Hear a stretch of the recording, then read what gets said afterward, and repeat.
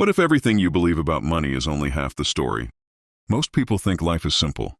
Make more money, solve more problems, become happier. But reality doesn't work like a straight line. It works more like a maze, because at every income level, something new shows up, something nobody warns you about. New pressure, new expectations, new traps disguised as progress. And here's the uncomfortable truth. Some people making $30,000 feel free, and some people making $300,000 feel trapped. So the real question isn't, how do I make more money? It's, what version of your life are you actually building when you do? In the next few minutes, you're going to see your life broken down across every major income level, and you'll realize something most people never do until it's too late. More money doesn't automatically mean more control. Sometimes it just means higher stakes. And by the end of this video, you'll understand exactly where the real trade-offs begin, and where most people silently lose control without even noticing. Let's start at the bottom. $10, $30K, the survival loop. At this level, life is not about strategy. It's about reaction. Every decision is immediate. Every problem feels urgent. Rent, food, transport, everything competes for attention at the same time. There's no long-term planning here because the present is already overwhelming. And here's the strange part. People at this level often believe the problem is discipline. But it's not. It's bandwidth. When your mental energy is constantly consumed by survival, thinking long-term becomes a luxury you can't afford. A funny but painful reality? Budgeting apps don't solve this stage.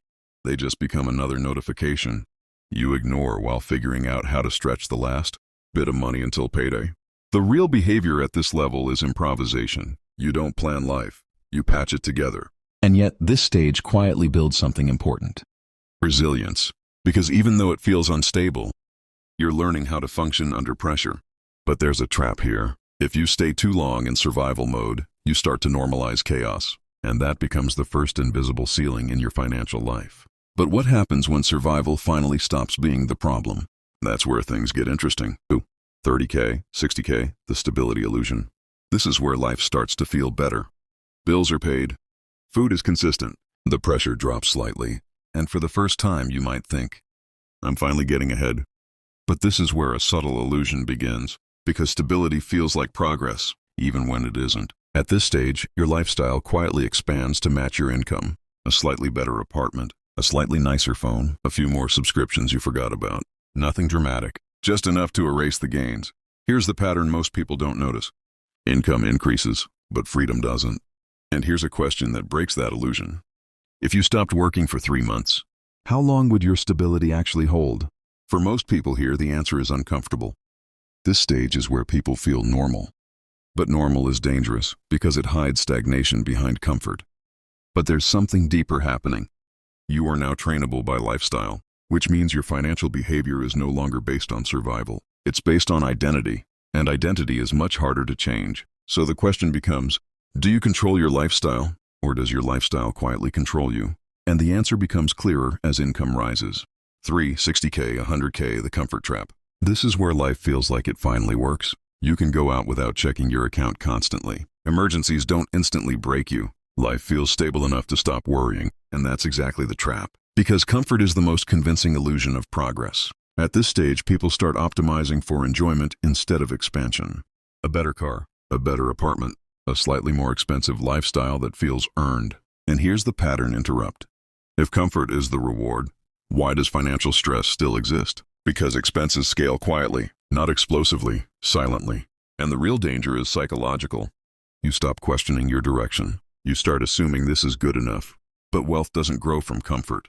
It grows from tension, the kind you intentionally create through discipline and delayed gratification. Most people at this level don't fail because they don't earn enough. They fail because they stop building momentum. And this is where the transition happens. From comfort into comparison. And comparison is where income stops being just money and starts becoming identity warfare. For 100K, 250K, the status inflation phase. This is where everything changes. Because now you're successful on paper. You cross the number most people associate with stability. But something unexpected happens. Life gets more expensive emotionally, not just financially. You start comparing without realizing it. Friends, colleagues, social media. Suddenly your baseline shifts. A $100 dinner feels normal. A new car feels justified. A better apartment feels necessary. And here's the uncomfortable truth. You are no longer upgrading for need. You are upgrading for positioning. This is status inflation, and it doesn't feel like pressure. It feels like progress. But here's the question that breaks it. If your income stayed the same for 5 years, would your current lifestyle still feel sustainable? For many, the answer is no. This is the stage where people look rich but feel strangely constrained, because obligations increase faster than freedom. And the irony, you finally earned enough to feel free, but now you have more things to maintain. And just when you think you've figured it out, the next level introduces a different problem entirely. Responsibility, not lifestyle, not comfort. Responsibility that scales faster than your identity can adapt. 5. 250K, 500K, the freedom illusion. At this level, most people assume, this is it. I've made it. And externally, it looks true. Strong income, strong career, strong reputation. But internally, something shifts. Your time stops belonging to you. Meetings, deadlines, expectations, everything expands to fill your calendar. And here's the irony. You have more money, but less control over your day. This is the freedom illusion, because income increases but autonomy doesn't necessarily follow. If you can't decide what your Tuesday looks like, how free are you really?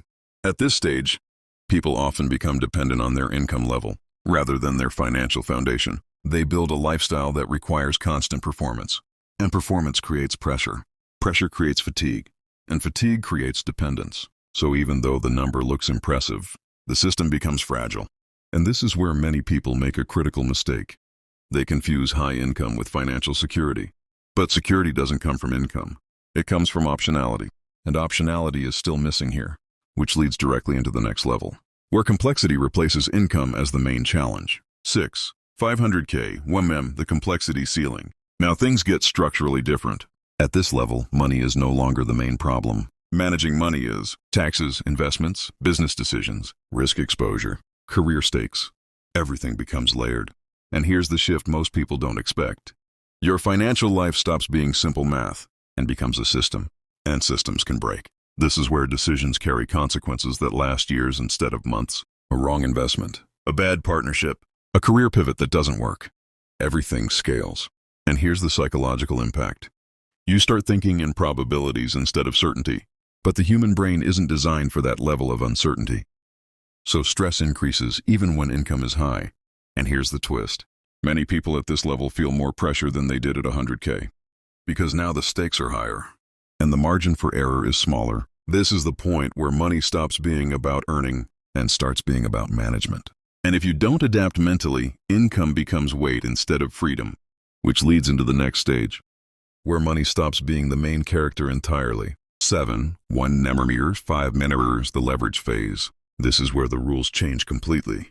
You are no longer trading time for money in a linear way. Now you are trading decisions for outcomes. A single decision can create exponential results or losses. This is leverage, business, equity, assets, systems. And here's the psychological shift. You stop asking, how much can I earn? And start asking, what can I build that earns without me? But there's a hidden challenge. Leverage amplifies everything, including mistakes. A small error at this level can become expensive quickly. And success starts requiring something different. Emotional discipline under uncertainty. Because the volatility never disappears, but just gets larger. And here's the uncomfortable reality. Many people don't feel richer here. They feel exposed. Because wealth at this level is not stable, it is dynamic. And if you don't understand systems, leverage doesn't feel like freedom. It feels like responsibility without escape. Which brings us to the next stage, where money becomes less about growth and more about direction. 8. 5 meters, 10 meters, the meaning shift. At this level, money stops being the goal. Because the problems are no longer financial. They are existential. What do you build now? Why are you building it? Who does it impact? This is where wealth becomes psychological. Because accumulation alone stops producing fulfillment. And here's a subtle truth. The higher you go, the less money explains your life. Identity takes over. Purpose takes over. And many people at this stage experience something unexpected. Emptiness after achievement. Not because money failed them, but because money was never meant to answer identity questions. So the real shift happens here. From earning to directing. From growth to meaning. From accumulation to legacy. And this is where everything we discussed comes together. Because every level wasn't just about money.